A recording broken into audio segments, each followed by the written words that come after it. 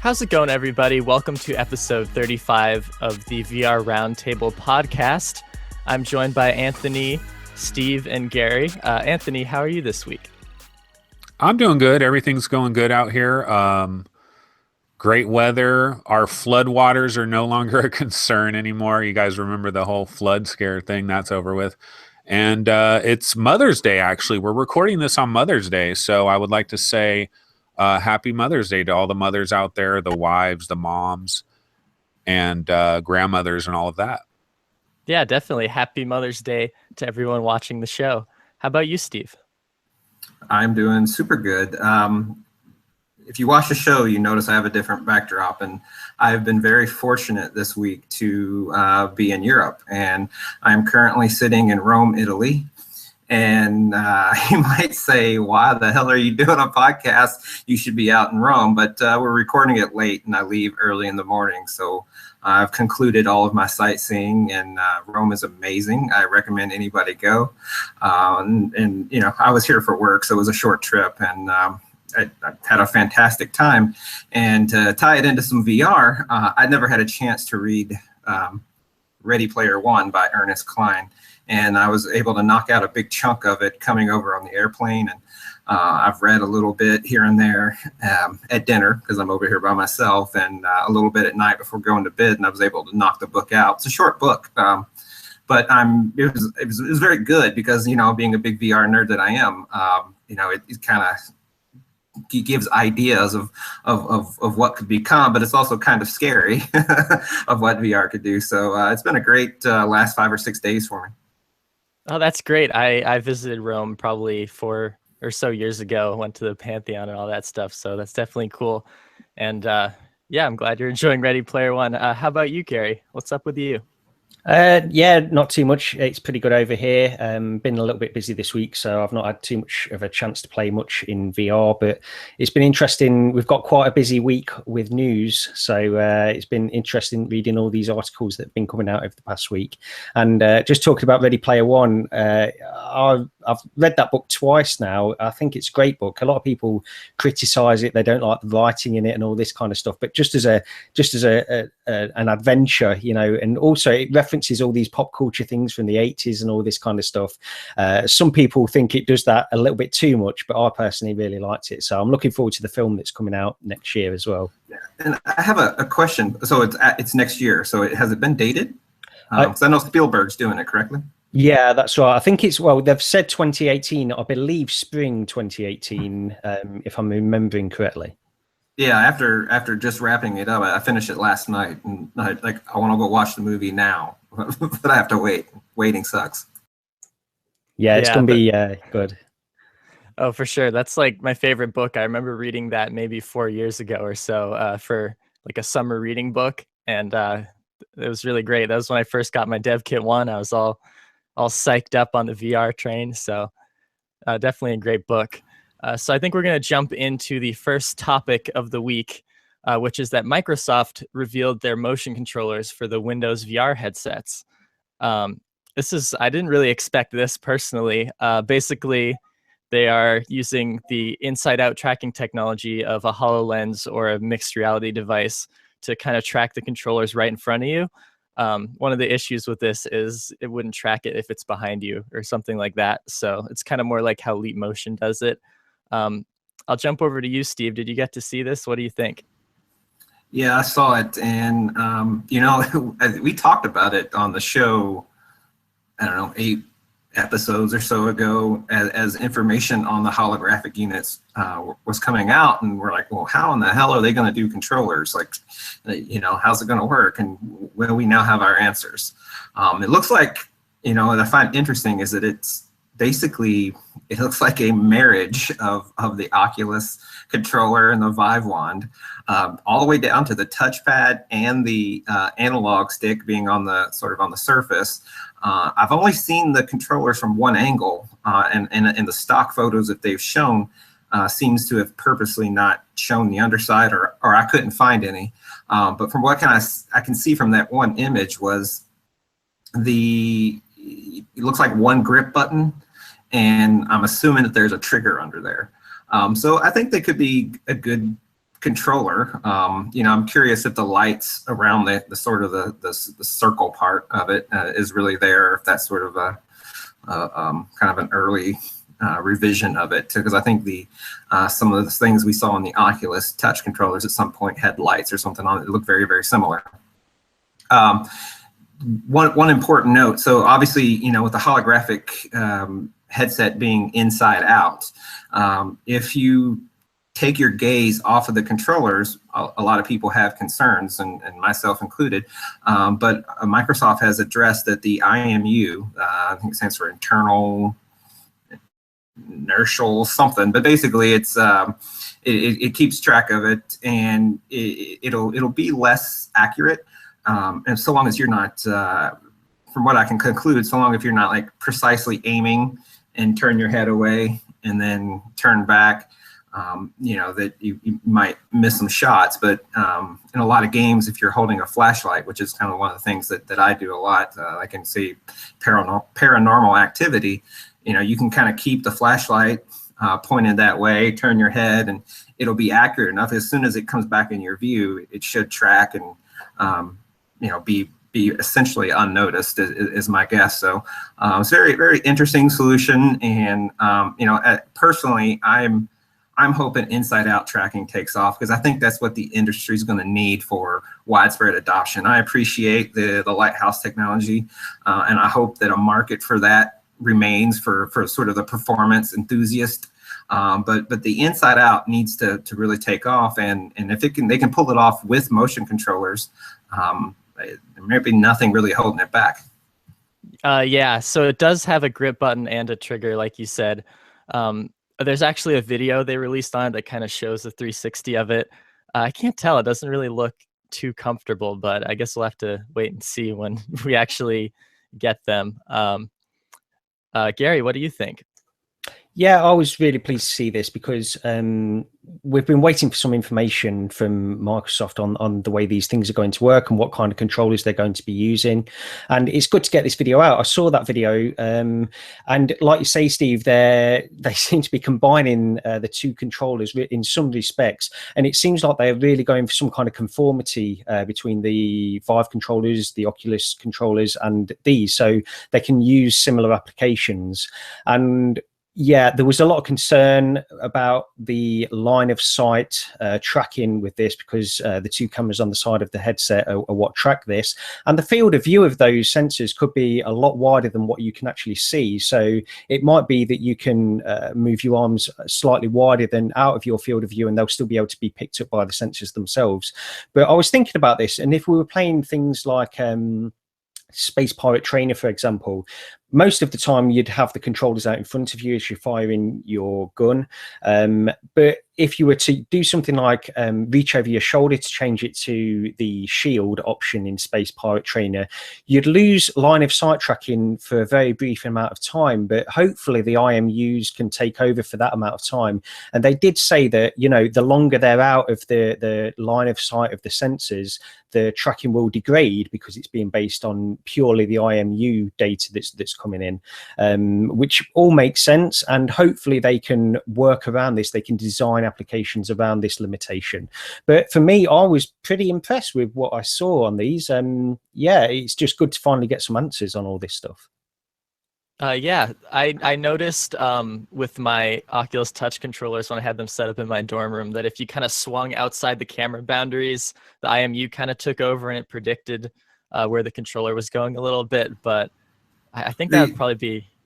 Oh, yeah, go ahead, Steve. Yeah, I was going to say, I think the good news is that if it loses tracking accuracy, so long as you're not doing something that requires heavy precision, you're not going to see it. So if it's sitting there pulsating and wobbling because the tracking isn't very good with the IMU, which I believe inertial movement unit, right? Measurement unit, yep. Measurement unit, all right, whatever, I had bad memory. But if you're not looking at it, you don't see it. So any inaccuracy, the wobbling or pulsing and things that happen when you lose precise tracking is okay. My concern is that as soon as you come back in your field of vision, how quickly can it snap and lock back on to the camera tracking? Yeah.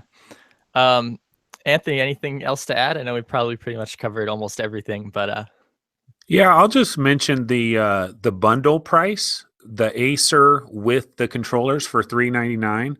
That is big time. I mean, that's a big time value right there if you compare it to everything else that's out there. And then the other thing is, I mean, well, this is kind of going more towards more towards the Acer headset a little bit, but a lot of people were mentioning that the LCD screens that are in the Acer, there was like a huge worry that, oh my God, LCD really? But a lot of people that have gotten hands-on have said they haven't noticed any difference really. So this could be a major competitor in the marketplace that could really cause HTC and Oculus to maybe shuffle their packages and their pricing a little bit. Yeah, for sure. That's a really interesting thing to bring up. Does anyone have any news stories they want to talk about? Yeah, I'll go ahead and jump in. One of the things that I'm excited about, and I don't know if we talked about this last week. I think we did maybe before we started recording. But Half-Life 2 is coming to VR, and the mod of it is, at least. It's not done by Valve, and it's in Steam Greenlight. And I get the impression that it could potentially come very soon. This isn't something that's 6 months away. That sounds like they got most of the work done. They just need to get it pushed through Steam. I'm a console gamer. I've not shied away from it. I have played PlayStation and Xbox and Nintendo and Genesis. I've never been a PC gamer. My first gaming quality graphics card that I got was my GTX 1070 very shortly after getting my Vive. So what that means is I've never played Half-Life 2. Now I believe the game was available on Orange Box that came out on the Xbox 360 back in 05, 06, something like that. But I never played it then. I did play Portal, but I never played Half-Life 2. So I'm very excited that my first Half-Life 2 experience, which as I understand is one of the biggest games of all time, gets to be in VR. Yeah, that's super exciting. Derek. Yeah, I played Half-Life 2. I picked it up in a sale a while ago, and I'm really excited by this because I didn't complete it. I didn't finish the game. I got a few hours into it. I've just never got back to it. I think it's because I started playing VR. But yeah, this is really exciting for me. And they have now confirmed full motion controller support as well. I think it was sort of implied in the teaser trailer that was released a few weeks ago. They were saying that, you know, it looks like it's got full motion controller support, but now they have confirmed that, and also confirmed the fact that it's got some enhanced texture packages as well in there. So yeah, really exciting news, and everybody should go onto Steam Greenlight and vote for this one. Yep, and every account that you can. Anthony, have you played Half-Life 2, or this, like me, be your first go at it? No, I played, but I haven't finished Half-Life 2. Like I got halfway through it, but I'm just thinking, is there going to be any kind of like contractual, legal, just some kind of weird thing with Valve? Like they might have some Half-Life thing planned that we don't know about.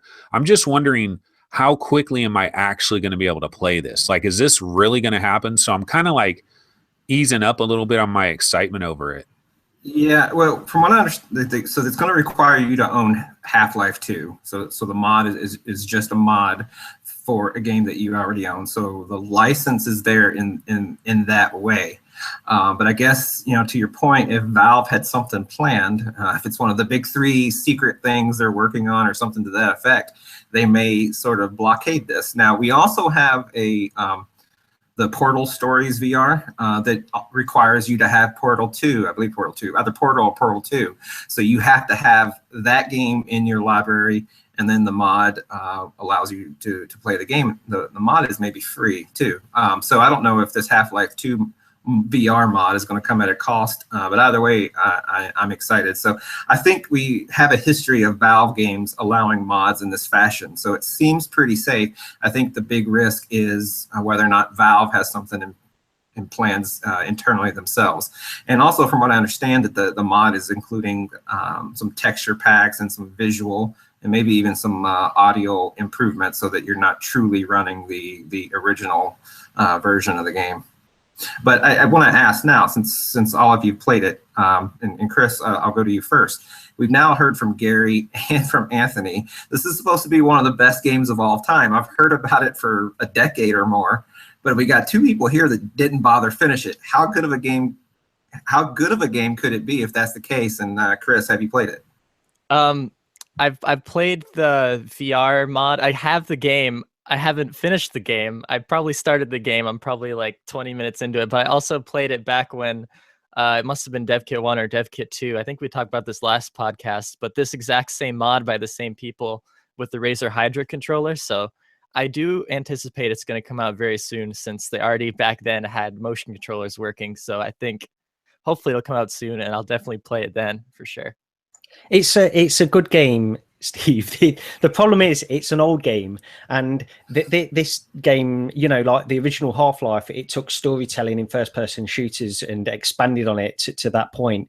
And Half-Life 2 made further innovations. It had all this thing where you can manipulate the physics in Half-Life 2 are particularly good, and you can manipulate these boxes and these objects around, which you couldn't really do in other games before that. The problem is that since it's been released a long time ago, a lot of other first-person games have iterated on these revolutions, so that it's not like it will be a particular, it won't blow you away as it would have done at the time. And I think that's part of the reason. Because I didn't play it at the time, I played it. Well, I picked it up in a sale not very long ago, so that's really why. You know, but as we've seen with Doom 3 BFG, Doom 3 is basically from 2004, which is Half-Life 2, I believe, is 2004, right? I didn't play Half-Life 2 until much later, when the orange box is when I played it. And I was loving it, actually. I just got stuck at a certain point and then moved on to some other game and never doubled back to it.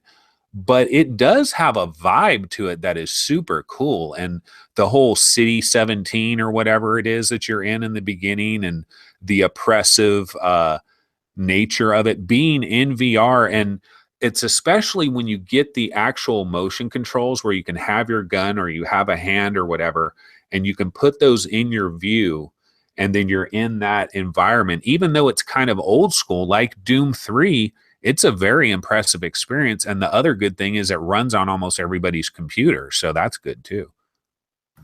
Okay. Well, I'm going to go ahead and hijack another story because it segues very well. Like Half-Life 2, the developers of Payday 2 are going to give official VR support. This is not a mod. This is official support from the developer, and I don't have their name up at the moment, so we'll get that addressed. But this is another game that I haven't played. I've always looked at the Payday series as sort of a GTA or something, kind of not a clone, but kind of going for a similar thing. And I could be totally wrong. It's a series that's never intrigued me on console. So I also will be getting my first crack at it here. But one thing we do know is that the game, based on some footage of people playing it, that the game will also include integrated tracked motion controllers. So I'll fire it right back to Anthony. Have you played Payday 2? And what do you think about this one getting a VR update? I played the first Payday. I haven't played this one, but I believe the development team is Overkill. They're like a part of Starbreeze. And Starbreeze, as we know, they have their Star VR headset. So they have to be prototyping things in VR for their own headset. So this does make a lot of sense. And if you've seen the video for it, it looks like it would be quite a bit of fun, just the way everything looks. And then also you get to play co-op with PC players. So you'll be mixed with VR players and PC players as well. And I think if you own this game, this is just going to be a free add-on, so you won't even have to pay anything if you already own Payday 2. Yeah, and yeah, for sure. That's the information I saw that said it would be a free add-on for all existing owners. And I do believe the game is available right now for $5. So let that be a memo and an APB out for everybody to go ahead and pick the game up if you're going to be interested in the VR mod. Chris, have you seen this? Yeah, I have, and I played Payday 2. I've played it a lot with my friends at LAN parties. It's kind of like that co-op experience where you have probably like 4 or 5 friends and you all just do a heist. It's kind of set up with just doing like bank heists or robberies. So it's definitely a fun game. I'll definitely get way more into it now that there's VR support. And like you said, it's really cool that they have the ability to play with PC players, because I can think of bringing my headset to a LAN party in a couple months whenever it gets released. There's not really an official date on it. And just kind of swapping people out and having them in VR. So it'll be a really fun game. Definitely pick it up if you haven't had it. Oh, wow. So more interesting there. I just learned that people still do LAN parties in the day of the internet. That's amazing. Gary, what are your thoughts on this? And you can go ahead and take the next story when you're done. Yeah, I've not played Payday or Payday 2, but I did see the trailer of this for the release of this VR, official VR version that's coming out. So it's very interesting stuff, and I'd love to play it when it gets released. In fact, I did this $5 Payday 2 deal is actually on Humble Bundle, I believe. I think and Anthony, you sent me the link to this. Is that right? So yeah, I think you have to get it in the bundle to get that price. Yeah. But yeah, well, I picked it up. It was £3.74 over here in the UK, so it's a very cheap price you can pick it up for. And I hadn't actually heard that the VR support was going to be a free add-on to this version. That's why I hadn't picked it up before. But apparently, everybody's saying that is the case. So yeah, it should be good to go. Yeah, so like I say, I'm pleased to give that a try when it comes out. The news story that I'll go into next is going to be this one UK company called Improbable. And this caught my eye because it references, we were talking earlier about Ready Player One, and it references, this news article referenced this book, and they also reference things like The Matrix. Now, Improbable is a like I say, UK company, but they've raised $500 million in order to fund their company, which is doing various things. But one of the things that they're most known for at this point is something called Spatial OS. Now, this a quote from this is, it gives you the power to seamlessly stitch together multiple servers and game engines like Unreal and Unity to power massive persistent worlds with more players than ever before. And this is, this harks back all the way back to Ready Player One. Absolutely, it does. So you can have all these worlds, not only worlds, but various planets is in the book Ready Player One. And everything will work within real time. So you'll have all these players operating in one place, basically. And it's an exciting thing. It's an exciting piece of technology. And the fact that it's gained $500 million worth of funding shows that it must have something there. And a title that is coming out at the end of August called Meta World is one of the first ones to be powered by this technology. And this is, again, it's just a large social platform, really, where everybody can interact with each other, but you're not in discrete packages of an open world. Everything is persistent, and you can communicate in real time, and everything is going on it in real time, which is an exciting thing. This is really what we all want in terms of a meta world.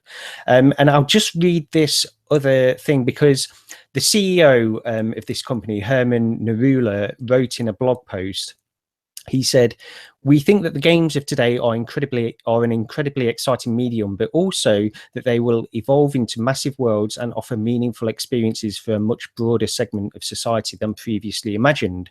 It's our goal to solve the critical technological problems and unlock that future.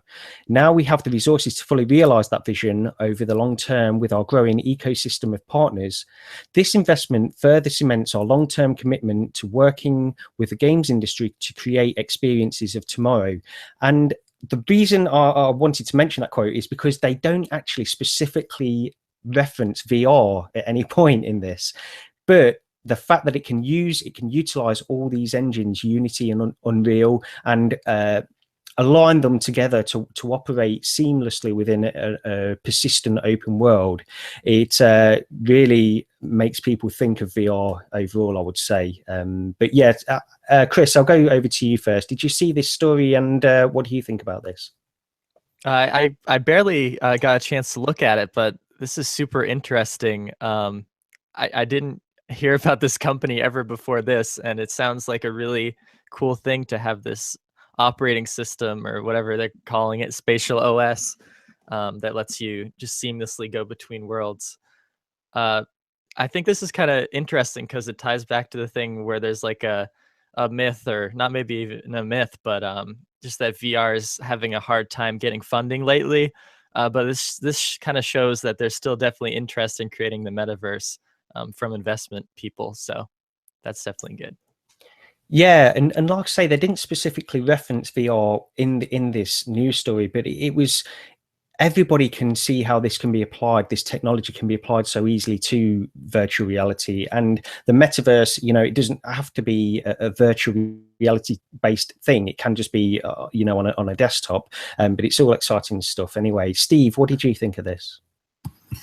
Well, I read it about 30 minutes for jumping on the podcast, and again, the article referenced Ready Player One, and I just finished the book last night, so I'm not trying to make this a Ready Player One throwback episode or anything like that. It's just, this is the way the cards are falling, and this is it. This is what they're trying to accomplish, and by it being a centralized, persistent, cloud-based world, you have all the same properties of the actual world in the sense of scarcity. And typically with digital things, scarcity isn't an issue where you can just copy a file. You can, I can just copy a song. You can just copy a movie. But in a cloud-based world, now there's concepts of real estate, and the concepts of property rights can transfer over to the digital space. It's a very interesting thing to try to comprehend. And in Ready Player One, and like what may happen here with some of these investments from that standpoint, is that they can offer e-commerce, so to speak, within this virtual world. And I imagine it's one of the things that how they were able to secure such massive funding, is they said, hey, once these worlds are up, people may not play anything for the game, but you may have the greatest pay-to-play freemium game of all time, in that people are going to want to buy houses or vehicles or swords, just like in Ready Player One, and that's all going to be money that's flowing back to us to maintain this world. So it is very, very interesting, and I'm excited. It's probably still a long ways off, and it's good that they mentioned that that they're tackling it in such a way that differences in developing, Unity versus Unreal Engine, all that's going to be sort of cross compatible when they bring the final assets into this world. So awesome. Yeah, Anthony, why don't you tell us your thoughts on this story, and then go ahead and give us a new news story after this. So, Gary, you said that there's something coming out in August that's going to be like the first sample of this? That's right. Yeah, it's called Meta World. It's on Steam now, and they're putting the release date as August. And yeah, it's powered by this technology, and it does make reference to it, I believe, on the Steam page, or at least on the web page for that title. Yeah, it sounds super interesting. Obviously, they must have something that people are willing to invest $500,000. I heard this company is valued at like $1 billion now after this. So they have to have something that they're doing that is really exciting people. And it's kind of this, whoever builds the infrastructure of this place where everybody goes to meet up and to, San Junipero, basically, of Black Mirror, whoever builds this has the keys to the kingdom. If it's their foundation and they're really running it, although eventually you'd have to think governments would get involved and be like, well, this is almost a public utility now or something, because if so many people are using it. But I'd have to imagine that Facebook, of all the companies in the world, Facebook is working hard on this. They got a lot of people that have to be working on this exact type of thing, building huge spaces for people to meet up. So you got to wonder, is this company potentially going to be Facebook could possibly acquire this company in the future, or are they going to do battle head to head? Because this is going to be a war of the future. Who controls this second life that is actually going to be like really used by a lot of people. Yeah, So well, just quickly on that point, Anthony, I think what Improbable are doing, they're more focused on the technology in order to make this possible. They're not. I think they'll probably license this technology out. If Facebook wanted to get on board with this kind of stuff, they'd just license the technology from Improbable rather than purchase them outright. But they're licensing. Whether they're licensing it or going about it another way, I don't know. But a lot of different titles are going to be able to use this kind of way of doing things. Yeah, I mean, but if they're still in control of that, that's still a lot of potential for the future. But the big story I wanted to talk about this week is PlayStation VR. Okay, so I don't know if you guys have heard this, but Nielsen, the company that does like TV ratings and stuff like that, this is the 8th year that they've conducted research into the way Americans view and consume gaming. And so basically, they polled, I believe, over 2,000 people that are above the age of 13. And according to this report, where they ask them all different kinds of questions about video games and stuff, but supposedly 1 out of every 10 Americans definitely or probably would purchase a PlayStation VR headset. Now, if you do the numbers, there's 321 million Americans, so that would mean over 30 million Americans supposedly are interested in purchasing a PlayStation VR headset in the near future, potentially. 2,000 US citizens over the age of 13. And the respondents are reportedly equally male and female. So honestly, if you think about, I mean, if this has any basis in reality whatsoever, this is like the story of the month, because if there's really that many American citizens that are that interested in purchasing a VR product like that, this VR ain't going to die anytime soon. All these haters on NeoGAF and stuff, they're going to have to deal with us for a lot longer. If this is even half true, even if it's 15 million, if it's half true, it would be amazing. So this is Nielsen. This isn't some like random unknown company out here. So I don't know. I mean, they've done this for 8 years. The other thing that was mentioned in this report too is that the public's general VR awareness has nearly doubled since the last time they did this. 51% of the population can now recognize either one VR or AR device, where before it was only 28%. A lot of them are aware of Gear VR. So that's a lot of it. Like 34% of Americans are aware of Gear VR. So that's the leader. They do have the commercials and stuff. I'm going to kick this over to Steve. Steve, this is Nielsen. Should we believe this? And if we do believe this, I mean, this is like huge news, right? Yeah, I can imagine the guys over at Sony up in the tower or whatever, it's in Japan, are doing backflips off their executive desk and high-fiving each other while popping bubbly. The problem is, I imagine they're not doing it because I don't think that the sales and everything reflects this data. I have issues with surveys. I think it's good for measuring awareness. So that data is very telling and pleasant. The concept that people are going to actually go out and buy based on this data is, I don't know, like there's no commitment involved for someone to say, yeah, I have plans to buy one. And maybe somewhere rooted in the back of their minds, they do have plans. They just assume they're going to pick one up at some point. But that's very different than them actually getting to a store, pulling cash out of their wallet or a card out of their wallet and carrying the box home. And if what Nielsen said is true, maybe, we wouldn't have 10% sales already, but we'd probably have more than what we've had. So I can't buy it. This is a hard pass for me on it being true, but it's still good information. And I think the awareness information is really the truth in this story. And, I think it's good. Keep the awareness coming up.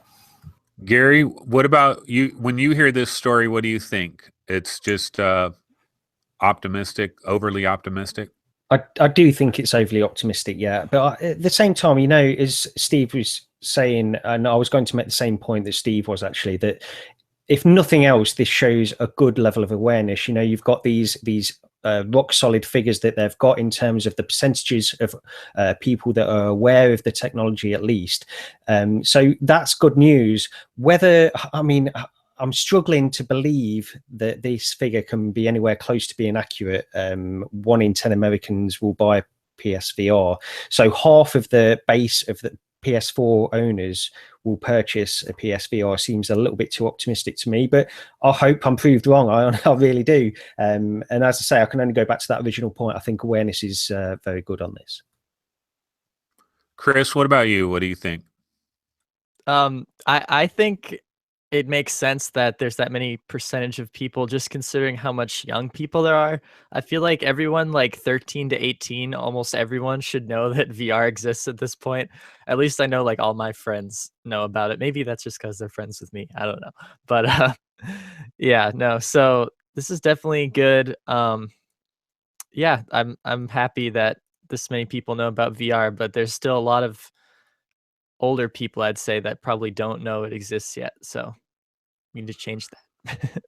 One of the things that I'm kind of encouraged, though, is like when I see something like this, what it kind of makes me believe is I remember back in 1997, I had a DVD player. Nobody had a freaking DVD player. I got one right when it came out because I was working at this electronics store and I had an employee discount. So I was able to get it at cost. And it was RCA. It was the cheapest one they had. And it still cost like $450. And this is like 1997, which is a lot of money. But I went ahead and did it because I'm that guy. I'm that gotta have whatever the new hype thing is. When HD DVD and Blu-ray came out, I got the little DVD add-on for the Xbox 360 that had King Kong and stuff. I got that thing, and I remember I got a Blu-ray player hella early. But what happens is like you have this DVD player, you have this Blu-ray player way early, but everybody that you talk to at a barbecue and stuff, they don't know a damn thing about it. But then 5 years later, everybody has them. And I kind of feel like we're early, man. We know about VR before everybody else does. We're the pioneers. We're seeing this stuff. We're seeing the earliest samples of what it is. And it just hasn't filtered out yet. But it's going to take time. I think everybody that was hoping for this immediate explosion, it's going to take time. But I'm encouraged by this report. I don't necessarily believe 1 out of every 10 people walking around in the USA is going to buy a freaking PSVR. That's hard for me to believe. But what if it's freaking 3 out of every 10? Even that would be awesome. So, you know. Yeah, their sales now is 1 out of every 100.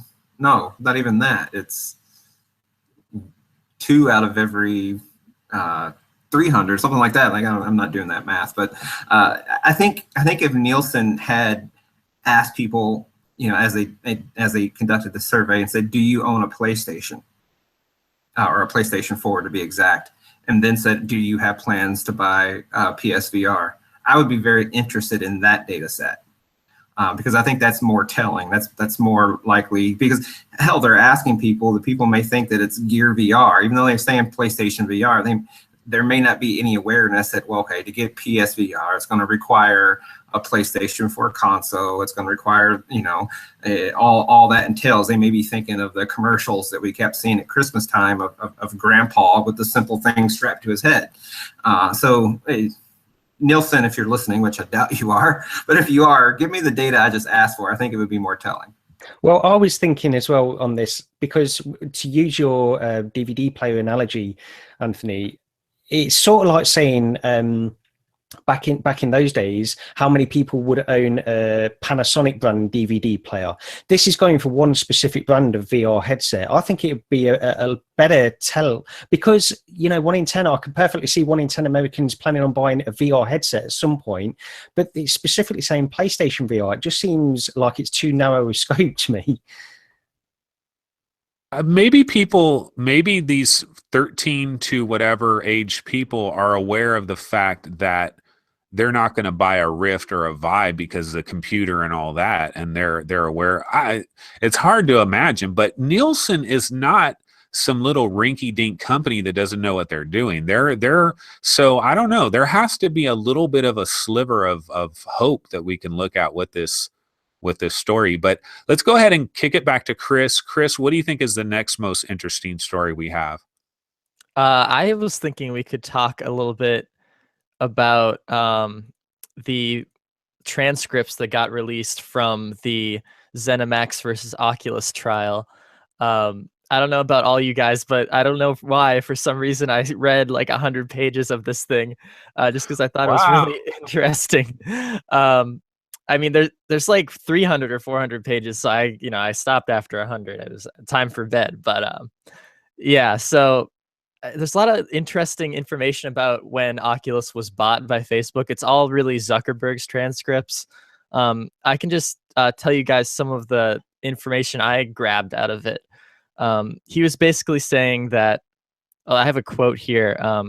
They're going to invest a lot more going forward, and they'll become the focus of Facebook because they really want to be the pioneer of the virtual reality industry. So essentially, okay, I guess I didn't quote, but essentially what he's saying is in smartphones, Facebook was too late because he wanted, to make the smartphone too. So he said Oculus gives them a chance to design the hardware and the software, which is, just then you own more of the vertical slice of VR. So it's kind of interesting. That's why he thought buying into Oculus was so good, because he didn't want to wait until after VR was a big thing. Then he would just have his software running on it. He really wanted to control the ecosystem. So, I mean, there's a lot on this, so maybe we can just talk about that first, and then I can bring up something else that was said. I don't know. Anyone want to talk about this? I didn't read a single page, so we're not going to get anything out of me other than commentary that this is the trial that won't die. I thought we were done hearing about it, but that's all I have to say. So we'll move it over to somebody else. Did anybody, Anthony or Gary, did any of you read any of these? I did scan sections of it, but I didn't read anywhere close to what Chris read, because a lot of it, there's a lot of fluff there. It seems like you're getting through a lot of sort of quotes and things where very little is being said before you get to any meat. But I did sort of scan a few bits, and also I think it was Polygon did some kind of analysis on this transcript as well, and I read part of what they were talking about. But the thing that stuck out for me, both on what I read and other articles that I read analyzing this, was part, and Chris, you'll probably mention this when we go back to you, but Zuckerberg really seems focused on the social aspect of VR more than anything else, which makes perfect sense. He created Facebook, so it makes perfect sense. But more so than anything else, he doesn't seem really concerned about the gaming or anything like that at all. It's purely social for him. And I don't know if you want to expand on that, or Anthony, if you've got anything else you want to mention on this. Yeah, the only thing I'll say real quick is I didn't read any of this stuff, but it would be my guess that all of these comments that were said was from the time when they made the acquisition, right? What year was that actually happened? 2014, I believe.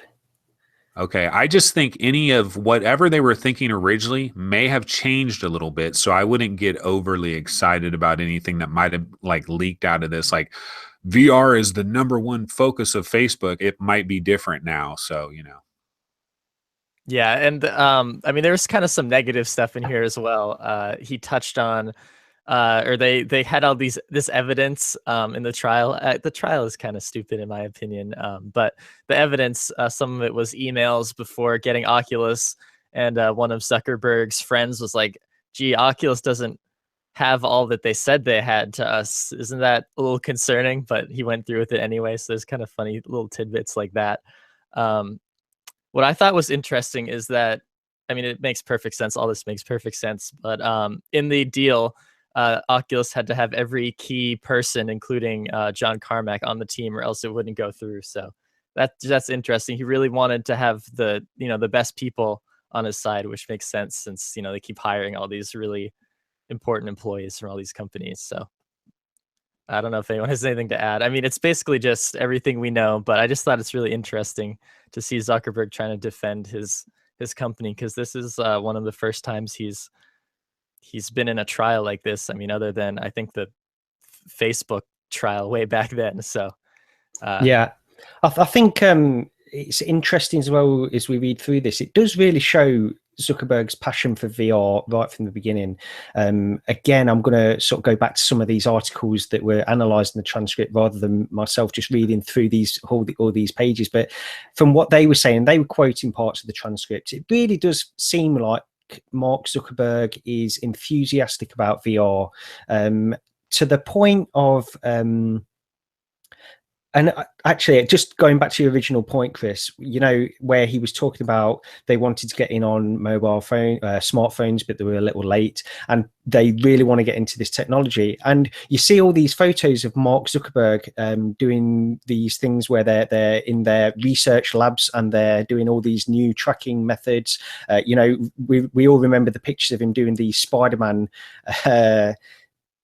gesture in order to do these various things that they're working on, these new things. So I think he's more hands-on in terms of this VR stuff than we probably realize. And from what these articles were saying, they were saying that he was giving very, very short, almost one-word answers for the most part. And yet when they were getting into the specifics of virtual reality as a technology, not really asking him any questions that would get him into trouble or anything, just asking him questions about the technology itself, that was the parts of where he was really expanding and talking about it a little bit more. So, I keep coming back to this because Mark Zuckerberg's passion for VR, because he's got a lot of influence, a lot of money, and we need somebody like that to stay on our side in VR side. Yeah, for sure. I think that's really all that I read. It was a lot of like,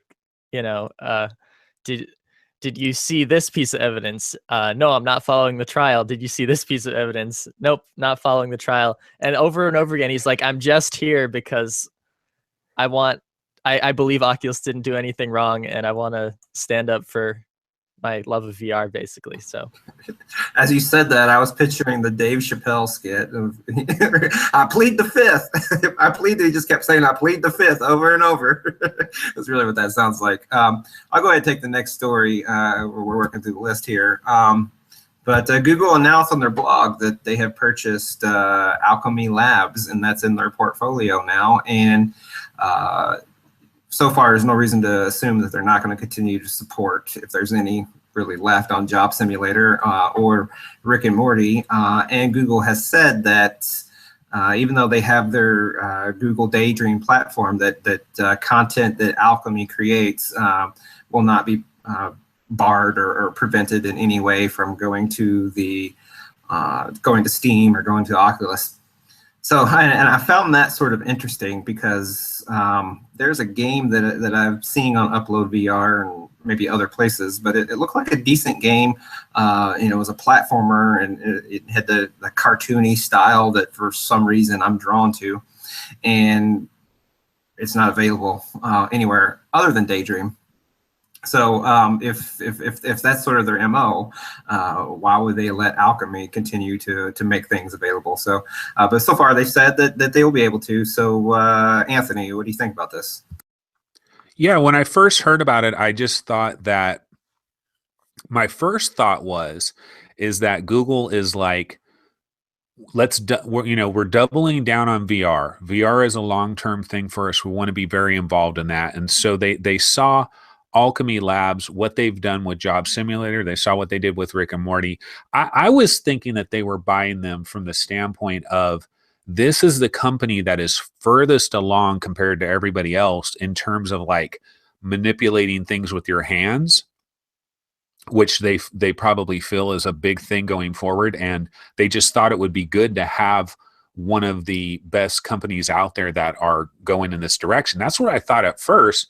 And then this other guy mentioned The real reason that they bought them is their mixed reality technology. See, Owlchemy Labs has some real interesting stuff that they figured out in regards to mixed reality. Like they showed the guy with the flame and it was moving all around and all that. And then I thought, oh, okay, that's why they might be buying them simply for that, so that they can use that look with like advertising and stuff like that. I mean, there's all kinds of things. So at first I was thinking they were buying them for their expertise with like manipulating hands, but now I don't know, I'm thinking mixed reality. Yeah, so the article references, well, it's on Upload, and they counter-reference one of their own articles in the past, going back to January, that Job Simulator has cleared 3 million in sales. And that's a number, it's one of the largest figures that has been publicly stated for any PC-based VR game. So it's very good in that sense. But at the same time, this is almost like a little side topic, 3 million isn't that much. Now, yes, 3 million is a lot of money compared to one's personal income, but for a business that is talked about as much as Owlchemy Labs is, even in the niche VR space, I mean, wherever you live, whether it's in an apartment or a subdivision, chances are the developer that built your abode probably does more than 3 million in sales a year. And you don't ever hear about his company's name or her company's name. So Owlchemy Labs selling 3 million, that isn't that good. And the reason I say all this is because I dug into them a little more. And it goes to a point that Anthony made about some of their other technologies, and they're based out of Austin, and they was able to raise 5 million for some other investments. So there's more behind the scenes with this company than what we're seeing with Job Simulator and Rick and Morty virtual reality. Gary, I'll kick it over to you. What's your thoughts on all this? Well, it's a good point that both you and Anthony have made there, actually. That's not something that I had thought about, where they could be purchased for something other than what we've already seen, Job Simulator or Rick and Morty. But the first thing that struck me when I saw this was that it's be perfect for their Daydream platform, because to me, I mean, and I could be wrong, I'm not a developer on this, but to me, their graphical style is one that isn't necessarily particularly intensive in terms of performance of the power of your PC. So I was thinking that they could use their style that they've developed in both Job Simulator and Rick and Morty, bring that over to some simple Daydream apps, and it'd fit perfectly with that kind of platform. So that's the first thing that I thought about. And as you say, Steve, they are going to continue creating software for the Rift and the Vive as well, and PlayStation VR. So it's not like they're just going to be creating software for Google. So I think it's a good story, and yeah, well done to Owlchemy. Yep, definitely. Congrats. They got bought out for a big number. Chris, what do you think about this? Yeah, congratulations, Owlchemy, for sure. I watched a video they made. I think it was released on the Oculus channel. It just seems like a really great company to work for. Like, they have really funny sense of humor, and everyone's kind of, I do whatever I have to do to make this work. So I think it's a good point you guys brought up about the other technologies. Owlchemy seems to really be experimenting and pushing forward on areas that other companies haven't touched yet. So it makes sense. And I think Google just wants to kind of own more of the software space, like them releasing Google Earth VR and buying out the company that made Tilt Brush a while ago. So it seems like there's more and more Google stuff installed on my Rift and Vive. Okay, let's go ahead and send it over to Gary. I believe it's his turn to bring up the next story. Yeah, so we're getting through these now, but one I'll bring up, it's only a relatively small news story that hit during the last week, and this was Jay Ong, the Senior Vice President of Games and Innovation at Marvel, promised amazing things in VR.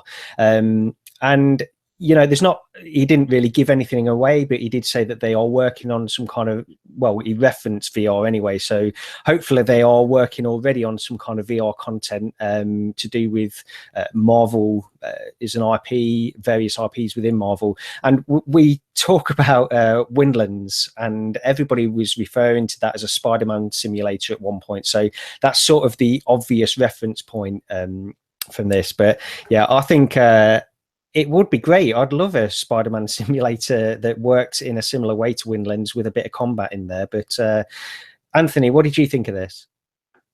Yeah, you know, one thing that makes sense too is Insomniac. Insomniac has made 3 VR games for Oculus, I believe. Well, they published some of them and then Oculus published 1 or 2. But they're doing Spider-Man for PlayStation 4. And this is not a VR game. And there's never been any hint of anything VR. But honestly, I would not be the least bit surprised to see Spider-Man come out and not have any VR stuff, and then an announcement shortly follows that, where there will be a special little VR, maybe with the season pass or something like that. And I could really see Insomniac doing something with Spider-Man and with VR, so that could be very cool. But yeah, Marvel, obviously they're going to be working on this because of all the promotions they can do with all their movies as well. So I would fully expect them to get involved in that.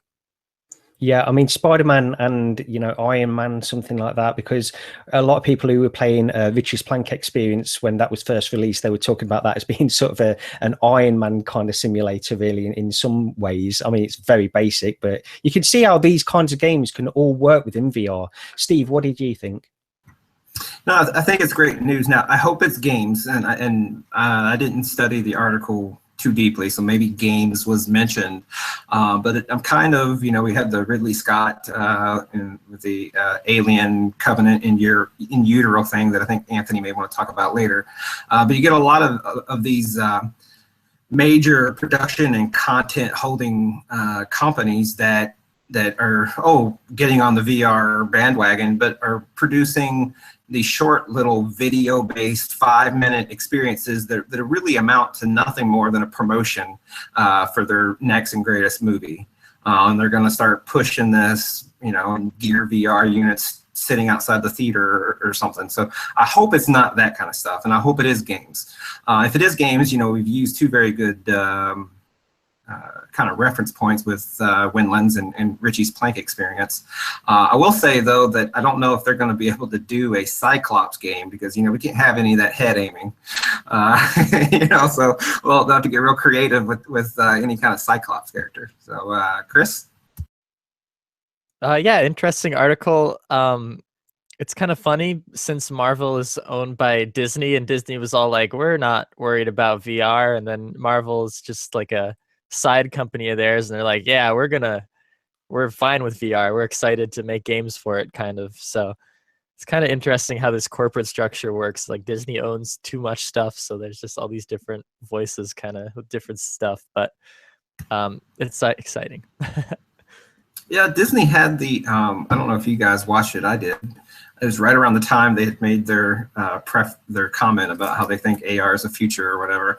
But it was the Beauty and the Beast, the Candelabra Lumiere, I believe is the name, and they created the scene, the experience. It wasn't video; it was actual rendered. Rendered experience. Sorry, I'm struggling for my words, and I thought it was really well done, and I literally, you know, watched or went through that right around I believe the same week they had made that comment. So to Chris's point, yeah, Disney is such a mega corporation. We tend to associate Mickey Mouse with them, but I believe they also own ESPN, and they own all sorts of stuff. And, you know, most people are aware. They do a good job of not really announcing that and people not feeling that connection. But yeah, they're huge. Yeah. Just to go back as well, something you were saying, Steve, the way basically asking if this is going to be a game or just some kind of experiences that they're doing. The way this guy was talking about it, I would imagine, because I mean, he was showing enthusiasm beyond anything I've seen recently. He was really, really gung-ho for this VR part of Marvel. So hopefully that speaks to it being more game focused than just an experience. But was it more enthusiasm than the Bethesda VP about how amazing Fallout 4 is going to be? It was about on par with that, I think. But yeah, anyway, Anthony, I think it's your turn. Have we got any? We've got a few news stories left, haven't we?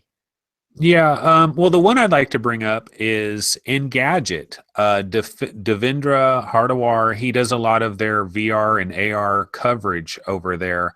And he was at Microsoft Build, and he went through a program that they had there that was kind of like for developers and stuff, where you like make these little objects that are used in mixed reality. They're used on the HoloLens, and then also now they're seeing it on the Acer as well. And he got to try some type of experience that was a multiplayer experience where a bunch of the people were using HoloLenses, and then another group of people were using Acer headsets, and they were all participating in the same experience at the same time. But if you had on the VR headset, you got a completely different experience. You were down on the ground in this forest, and you were looking up at like trees and stuff, and you could see these clouds up there. But the people that were wearing HoloLens, they were up in the clouds looking down at people scrambling around on the forest, and they were shooting, I believe, like lightning bolts at them or something. And then the people that were on the ground are like, oh, trying to dodge the lightning bolts or whatever. But it wasn't like a known game or anything like that. But I just thought this concept of multiplayer, local multiplayer, it's really possible. Now, who's going to have $3,000 for the HoloLens, and then people will have $400 for the Acer combo, sure, but who's going to have the $3,000 for the HoloLens? But you can see this future where you could be together in the same place and experiencing a game from completely different vantage points, completely different thought processes, and it could be some really cool multiplayer stuff that could come down the line with this. So I just thought this was a really, he kind of said, you know what, like the gist of it is like, I kind of understand what Microsoft is going for here. They kind of have a plan where all this is going to kind of mix together and come together. One thing I can say is, you guys can comment on this if you want, but it's like with the Vive and with Oculus and with PlayStation VR, eventually we are going to have to address this idea of, oh, can two people play? Because there's really like two people in the same place. Like, hey, I want to play with you. I want to be in the same game as you, and I want to stand in the same area as you. We don't have, none of that's been figured out yet with Vive, Oculus, and PlayStation VR. But with these Acers, because they're untethered, well, no, the Acer does have the cord. HoloLens is untethered, but I don't know. It's just an interesting thing. Let's kick it over to Chris, actually. Chris, did you see any of this article from Engadget? Any thoughts on the mixture there? I didn't actually see too much on the article, but hearing you talk about it, that's a really interesting point you brought up with like the local multiplayer. Like if this is built into Windows holographics somehow, like if there's two people in the same room, it just works. That would be really great, because the only experience I've had with trying to do local VR multiplayer was like 2 Vives in my basement playing Hover Junkers, and that just didn't work out too well. But I imagine once we have this wireless technology, people are going to want the ability to walk around in the same space and see each other and be in the same experience. So if Microsoft is kind of working on maybe the back end for that, like being able to power having multiple people and like knowing exactly where they are thanks to inside out tracking or something, that could be really interesting. Yeah, Steve, what about you? What's your thoughts? Well, my thoughts are there's a lot to unpack, really. I mean, this is a big subject on its own. More specifically with what Microsoft showed, that was, it wasn't like it. My takeaway, at least, is that it wasn't like it was a real game. It was just to kind of show you conceptually, what could be done. And I think one of the reasons they can pull that off is because of the HoloLens and it being untethered. The idea of where we are now in any local multiplayer is just, it's difficult. You know, with one, you would have to have multiple PCs or have some sort of other standalone device that the player two is using. So that's a very big hurdle. The second big hurdle is play space. You know, you would be very limited in the types of content that you could do in most people's rooms. I have a medium-sized room. It's you know, somewhere around 3.5 to 4 meters by 4 meters. Hell, maybe that's on the large side. I'm really not sure where it stands in the scale of most users. And I couldn't really conceive of having 2 people in there playing anything even remotely active. Certainly not any type of like fighting or boxing game, but even something that really where you were just shooting a gun, you weren't really flailing any limbs about. So I have a hard time seeing local multiplayer as being beyond something other than maybe seated experiences or standing experiences. That said, I think it is very interesting. And, you know, I've had people over, and I do have multiple HMDs at my house, and we've never tried to gauge any. Now that also on the PlayStation VR, you have Playroom VR, which is an asynchronous gameplay, and that can still be fun, although the player that doesn't get to play in the headset kind of is treated to the much lower experience, but it's still engaging multiple people playing together. So there is, I can see the draw for it, but I don't know how they pull it off. And you know, kind of going all the way back to this whole Lighthouse versus Constellation versus inside out tracking. In my opinion, what's going to move the industry forward is the least common denominator. And I don't see the least common denominator including, for now, any type of local multiplayer. Yeah, just to talk very quickly about this local multiplayer that you were mentioning there. There are steps being taken to tackle this in terms from, well, Valve or HTC there, because through utilization of the tracker and also a mobile phone, they are doing things where you can track the placement of this mobile phone within the tracked area of the Vive, and then somebody else can just play, basically just looking at the mobile phone screen as they move around with some kind of attachment, and they can fire weapons if they are taking part. Obviously, it's not nowhere near as immersive as wearing a VR headset, but it's a step in the right direction for local multiplayer if that's the direction that some people want to go in. But just looking at this original article, going all the way back to this original article, the thing about these, and I remember seeing something about this on Reddit a while ago. A developer actually did something very similar to this, probably going back about 6 months now. He did this demonstration where he created something in Unity, and somebody was wearing a HTC Vive, and they did. It was a very simple package where he was able to make blocks in virtual reality in front of him, as if it was in something like Tilt Brush. But then what he also had is somebody within the same area wearing a HoloLens, and what they were able to do is see a representation of this person as an avatar, and also the object he was creating. And this is really what a lot of what Microsoft were showing with this HoloLens and their other mixed reality headsets. As a demonstration. This guy had done this sort of 6 months ago as a demonstration of what is possible within virtual reality and HoloLens combined.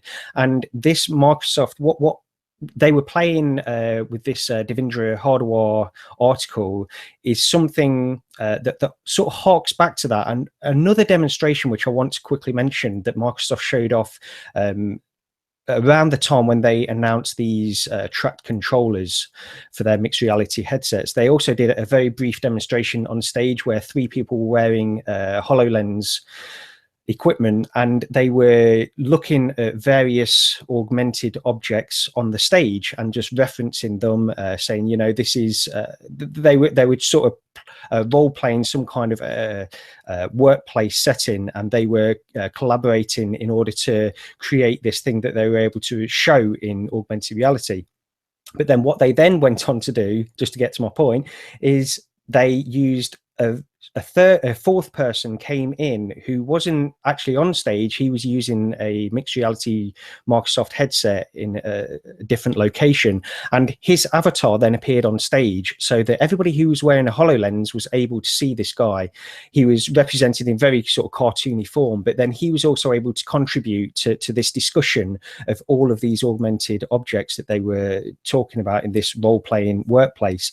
And again, that really goes back to what this developer was doing originally. It's all incredibly interesting stuff. And as you say, Steve, there's a lot to unpack. I could go on to quite a few points on this, but I've sort of rambled on long enough. But I think it really shows the potential and the different directions that you don't necessarily immediately think of when you think of HoloLens and these other mixed reality headsets. And actually, just one very, very final point that I'll make about this is, we've spoken in the past about how these Acer mixed reality headsets are going to use the augmented reality. Well, they're not. It's now been confirmed that basically these are just virtual reality headsets. The camera doesn't have any pass-through ability at all. These are purely for virtual reality. So I just wanted to quickly mention that because there was a bit of confusion on that as well. You know, one thing I forgot to mention too when we were talking about the controllers, it slipped my mind. But those new, the new Microsoft controllers with the touchpad and the thumbstick and the way it has the trigger and the grip, it really seems to me like these are going to work with Steam VR like immediately. So this, I don't know, man. This is going to be a disruptor in the marketplace. It's going to be very interesting when these babies come out. Okay, is that all we have? Or do we have any more stories? Yeah, that's pretty much it on the stories. So if you guys, Chris, why don't you go ahead and kick off what you've been playing? Sure. So I was trying to finish Wilson's Heart before I came on, but I didn't get a chance to. But I'm okay with spoilers at this point. I've been I've been behind long enough. So I did get a chance to play Wilson's Heart. How far did you get into it? Like where are you stopped at? It's probably been like an hour and a half, I'd assume, past like the second set of doors, like right after you kind of go through the second set of doors. Did you get to like the steam room, the room with steam and stuff? That's where I stopped, right about where that happened. Yeah. That's where we all stopped. Okay. Yeah, no, like this game is horrifying. You guys didn't talk about that. I was so scared. I was like screaming, and it was midnight. Oh my gosh, I had all my lights off. It was the worst time of day to play it, but like I noped out of this game multiple times. I just took the heads off. I'm like, wow. I'm guessing you didn't play a chair in the room. No. Well, I think after playing Resident Evil and a chair in the room and Paranormal Activity, that Wilson's Heart, I didn't find it really scary at all. I didn't either. That's one thing I was going to mention when I was talking about this originally. I didn't find it too intense after playing Paranormal Activity and stuff like that. Yeah, I just am really bad with horror games. I don't really watch horror movies too much, so just like jumping into this with like no other experiences was pretty scary.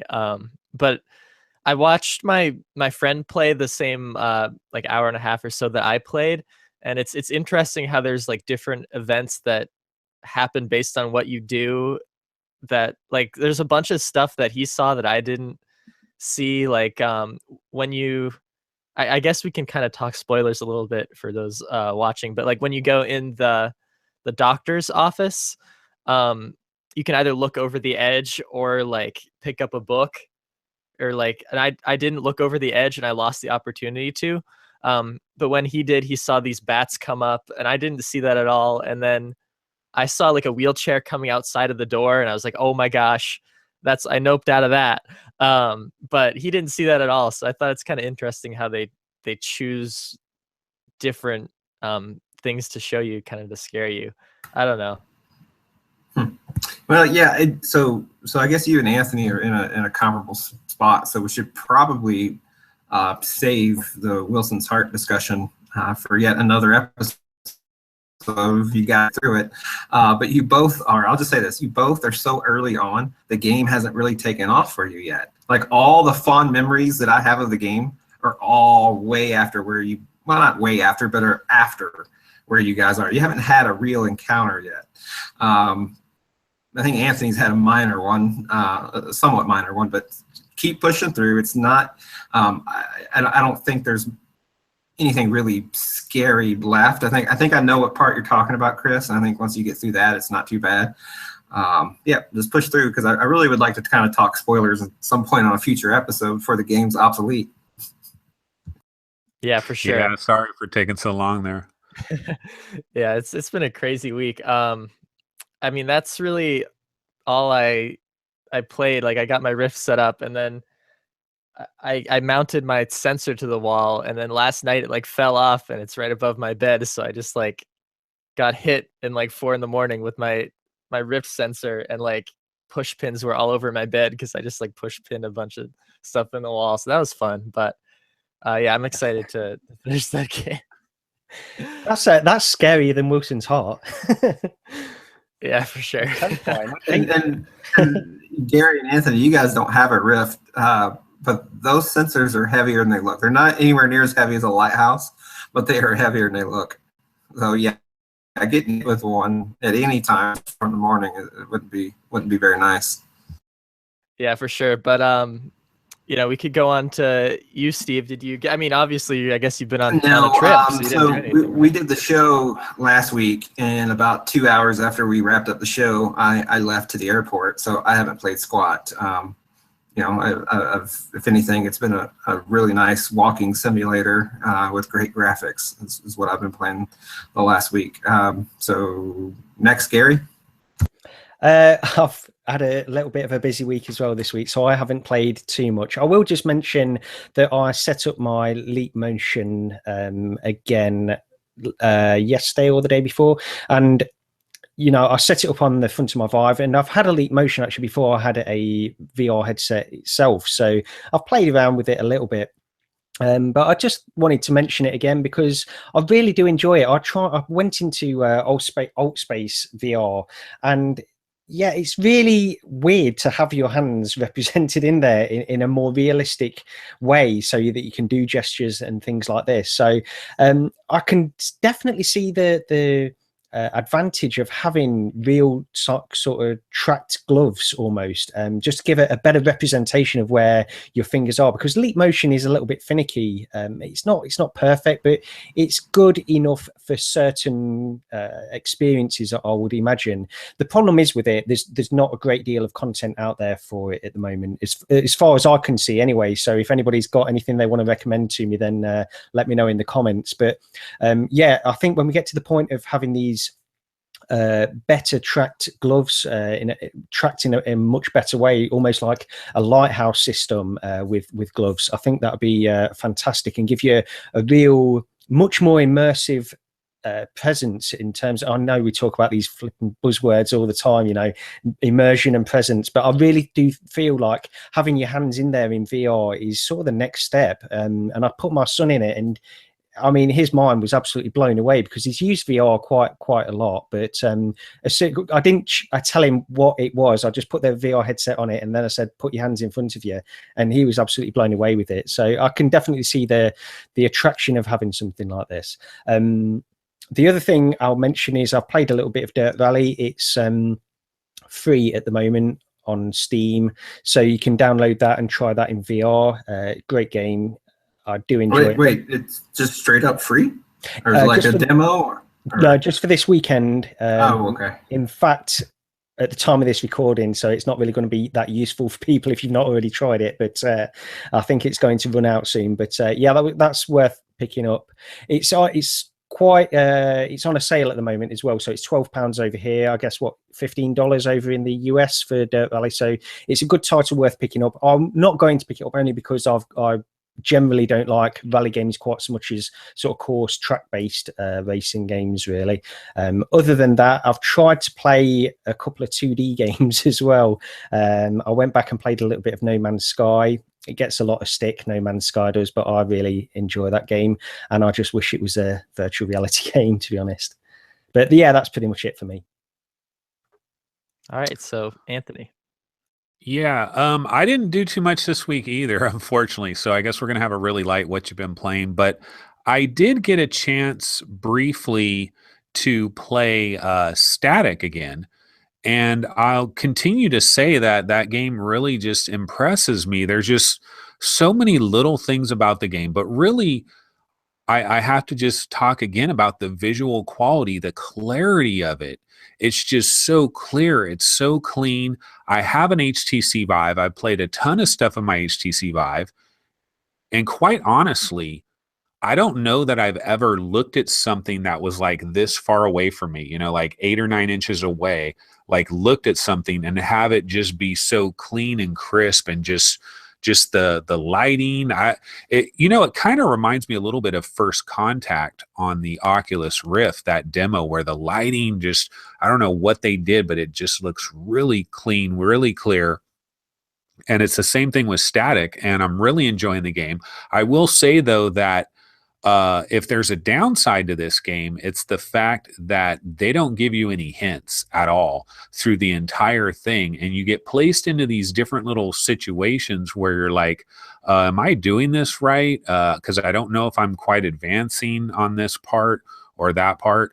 So there's a little bit of that. So if you get easily frustrated, like if you want games to like show you everything, and this game is more like, no, you're putting on a headset, you're in a chair, pretend that you're in this experience and actually go with it. And that's what they do really well here. And then the other thing that I really love about this game is how many VR experiences have you guys had where you're interacting with a human character and the human character is relatively close to you, and this human character is doing different things during the entire process, and you feel like a presence. You feel like this other guy is here, and he's like clicking on his pen and he's tapping on the table and he's adjusting his belt or his jacket, and you'll hear these very subtle sound effects that they're very, I mean, it's really subtle. And then when you complete one of the puzzles, there's this one robot that it pops up and it like reads this little ticket,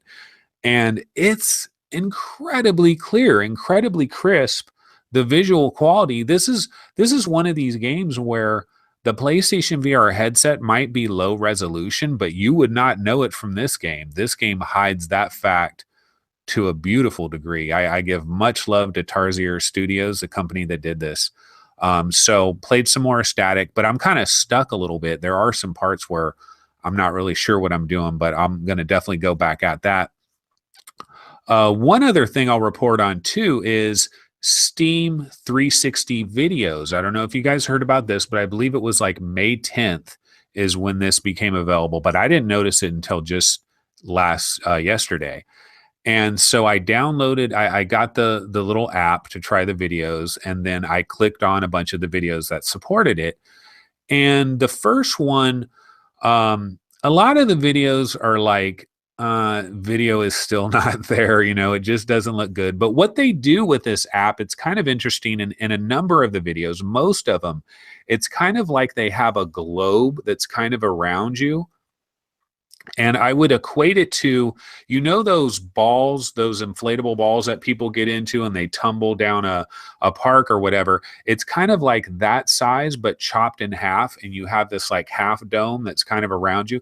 And what they do is they take the video and they kind of they use some type of algorithm or whatever to kind of like spread it out throughout this dome in a certain way, which I don't know that it does anything special, to be totally honest about it. I tried this like Lego Batman video that did it. I tried a Hunger Games video that, oh my God, the Hunger Games one was a blurry mess. You couldn't make out anything on that. But there were a couple other videos that weren't too bad. There was this one video where it shows these ladies in front of these trees, and that looked really clear and clean. It looked good. And there were some other quick little segments where they showed like a guy climbing on these rocks, like in nature, and with like a waterfall coming down. And you're just looking around at everything. And then it's like, oh yeah, I see all the pixels, but still, this is pretty decent. But there's such a dramatic switch from one video to another, like the Hunger Games, absolute garbage. And then this thing where a guy's climbing near a stream and these ladies are in front of these trees looked really damn good. The one video I will recommend for people though is the Alien Covenant in utero video. Okay, so Ridley Scott, who produced this little segment, and he's like the director and all that of Aliens and all that stuff.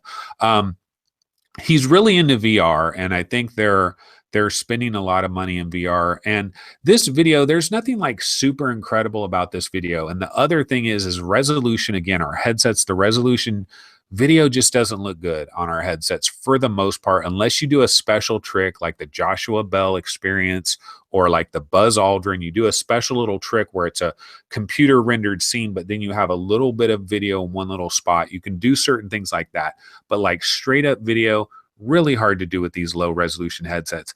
But Alien in Utero, I think it's a freaking cool experience. I think it's well worth trying. It's an interesting, I don't want to spoil it because it's a really short little thing that is over before you know it, but it's an interesting perspective. The way they did the sound and stuff, resolution is god awful, I'm not going to lie, but it's well worth trying. But I was hoping that this Steam 360 video thing might have had some special little juice, some special little algorithm that could make these videos look better.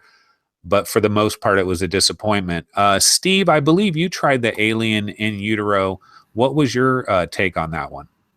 Yeah, I tried it on Oculus a day or two after it come out. So it's been probably 10 days or so. I'll second some of what you said in the sense that it's a very unique perspective, like just what it's conveying to you. And while I don't think I have it as fond of a memory or recollection of it as you had, it's video, and it kind of goes back to the point that I said earlier that I'm really worried about all the VR support that a lot of people are giving, because this particular Alien Covenant in Utero, it's just a promo for the movie Alien Covenant, and it wasn't like that good. Like it looks so bad. The fidelity is so bad, and it was very creative. Like you're absolutely right in the sense that some of the things that they did, the audio, the perspective that it gives you. But it just the video is so bad, and I don't know how they get around it. You know, it's not just a resolution of the HMD issue. I really firmly believe it's more of the resolution of the video itself, and Steve, I don't know how they go ahead. A real quick question, because you did try it on the Rift. One thing that this Steam 360 thing does is, and I don't know if it works like that on the Rift with this particular, with the Alien in Utero, but also with the other videos and stuff like the Batman one, the Hunger Games and all that stuff. You can move your head around. It's like some of these 360 videos, it's almost like it's like stapled to you. This one, you can kind of move your head around, and then also your Vive controllers are represented throughout all of these videos whenever you're using this, and they are crystal clear like a mother, you know, and it kind of does bring you into it a little bit more. But yeah, the resolution is pretty god awful. But yeah, no, this had full 360. I mean, it's the same thing. I don't think Ridley Scott Studios made two different Alien Covenant experiences. I'm pretty sure it's the same one. I mean, it's full, 360. You could look up, could look down even, I believe. I don't remember looking for my hands, but the video controls and everything, or for lack of a better phrase, were there. It's just its video has a problem still, and it's the resolution of the source material. I mean, we see all the rendered stuff looks a ton better. So this isn't, although we have a resolution problem in the HMDs, our issues with video aren't the resolution of the HMDs, it's the resolution of the video files themselves. But some of these video files, like if you look at the resolution that it says for the video, it's like 8,000 by 4,000 or something. I still think at any point in time you're looking at a tiny crop of it. I think it's the headset. I think it's the headset resolution. If our headsets had double the resolution they have right now, I think all this video stuff would look a hell of a lot better. You'd be able to download like huge files. Think of how good a lot of the stuff you've seen look. Like you were just talking about Statik, how good it looked on the lowest resolution, HMD on the market, at least in terms of a semi-high performing. Well, no, it's just flat out the lowest. Even the Gear VR is a higher resolution. Yeah, but video's different, man. Exactly, because you're looking at a small crop. Even an 8,000 by 4,000 file, you're maybe only looking at 10%. So you may be only looking at 800 by 400.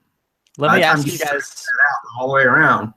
Yeah, let me ask you guys this: have either of you seen the Through the Ages video? I know it's out on the Oculus store. I don't know if it's out on Vive, but I guess Revive could do it.